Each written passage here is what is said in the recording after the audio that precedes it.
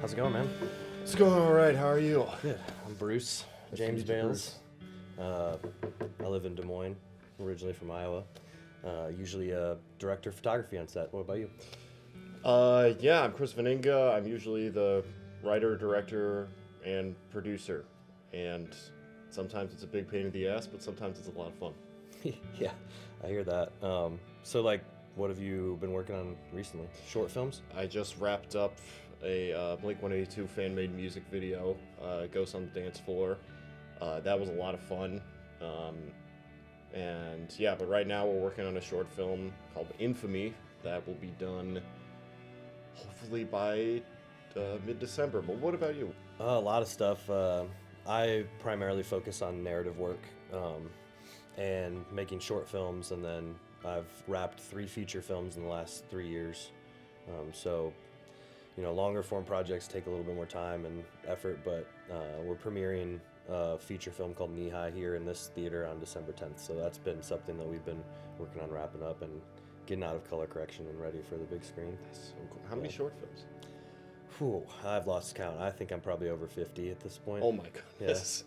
Yeah, short films for me are like the training grounds of filmmaking that I've always really liked them because you can take some risks and try some new things and tell stories in a smaller format, so there's not as much involved and not as much at stake, and you can get people excited about them a little bit easier because it's less time commitment and things like that. So I remember I moved to Des Moines 10 years ago, and I was working at Jimmy John's delivering sandwiches, and I was miserable, and I'd come home and just be so depressed after work, and I just made a promise to myself that I was going to dedicate the next 10 years of my life to filmmaking.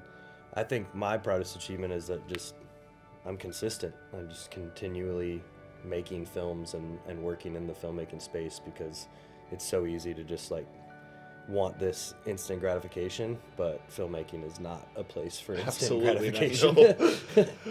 So I was diagnosed with obsessive compulsive disorder in December of 2019, and I made a film about obsessive compulsive disorder. I've received so many great comments about how it's reflective of people with OCD's experiences all over, not just mine. And it got accepted to festivals. And is it the most well-made film on planet Earth? No, it's not. There are dozens of things I would have done differently looking back on it, but I'm just proud of how that's impacted people positively.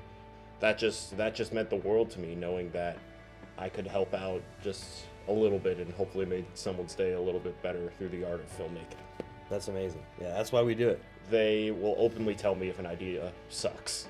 And honestly, I wouldn't be where I am if people didn't tell me that this or that sucks. Being on the same page is great, but you often won't be because everybody has different creative ideas, and so kind of compromising or kind of combining all those into how you do things, I think, really makes a difference on a film set. I think people talk about this phrase, they use this phrase movie magic all the time, and yeah. I think really what movie magic is when all of those things come together for that moment. It's just a beautiful thing when you get a shot that everyone's proud of because you have 12 or in some cases 1,200 people working to achieve this one shot, and that I think is a miracle. Anytime you get a good shot or a good scene, that's a miracle. So